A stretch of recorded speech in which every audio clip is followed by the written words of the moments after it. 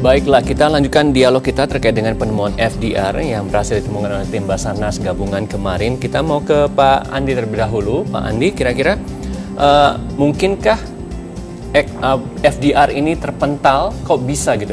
FDR ini terpental dari badan pesawat, dari ekor pesawat. Apakah memang tidak ada pelindung yang cukup untuk menyatukan ini dengan badan pesawat? Baik, begini ya.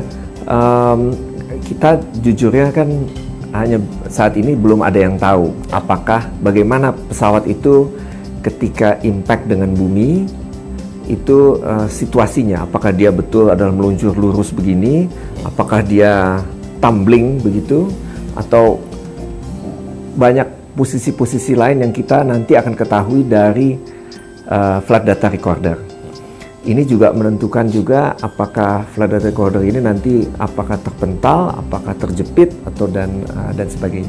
Tapi itu akan kita ketahui nanti dari data flight recorder, karena flight recorder bisa merekam attitude pesawat pada setiap sekon, ya, setiap beberapa sebenarnya sepersekon malah. Nah, sehingga attitude itu dapat kita animasikan dan kita bisa ketahui ketika dia pada posisi impactnya dan sebelum impactnya.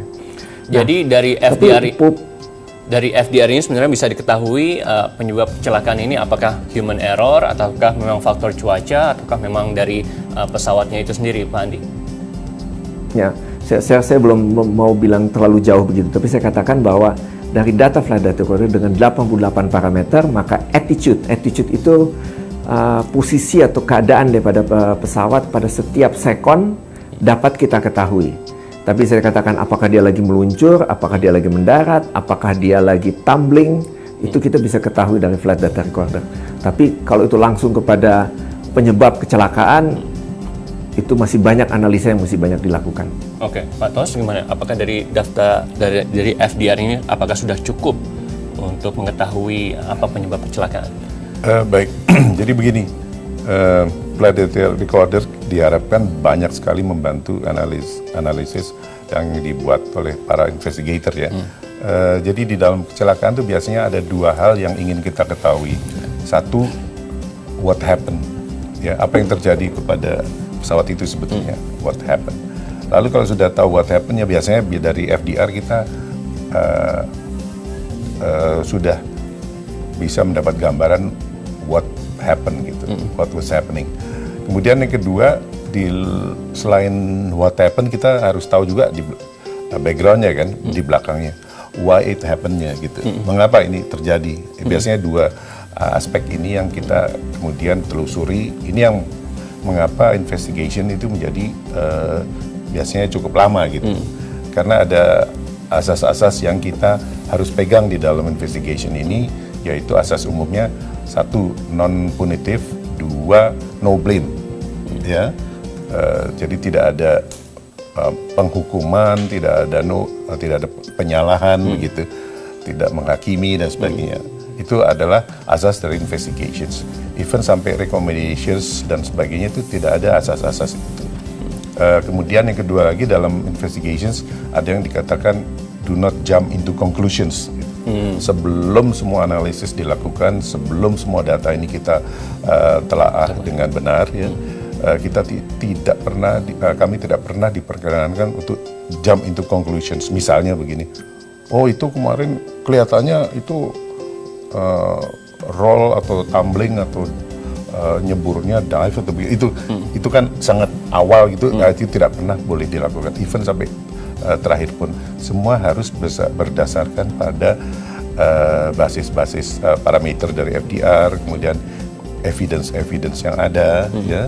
Kemudian saksi mata kalau ada, itu berdasarkan semua data itu kemudian diolah menjadi analisis itu, yang pada akhirnya outputnya adalah berupa tentunya conclusions, kesimpulan, kemudian yang lebih penting lagi adalah recommendations.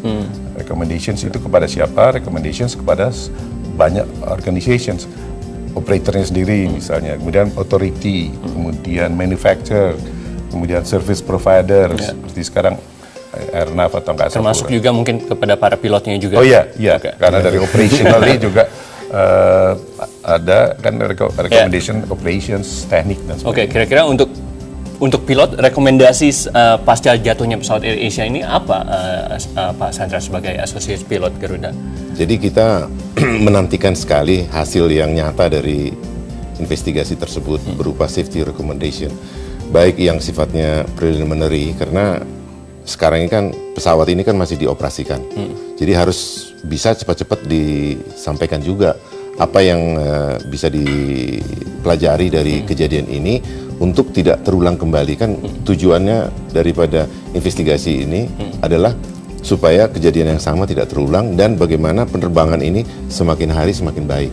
Jadi di mana-mana harus ada perbaikan, baik di dalam sistem dan procedures, baik mungkin di dalam peralatan maupun di dalam training dan operasi sehari-hari. Bisa banyak aspek yang harus diperbaiki. Sejauh ini tanggapan dari pilot pasca musibah yang terjadi dengan AirAsia KZ8501 ini apa?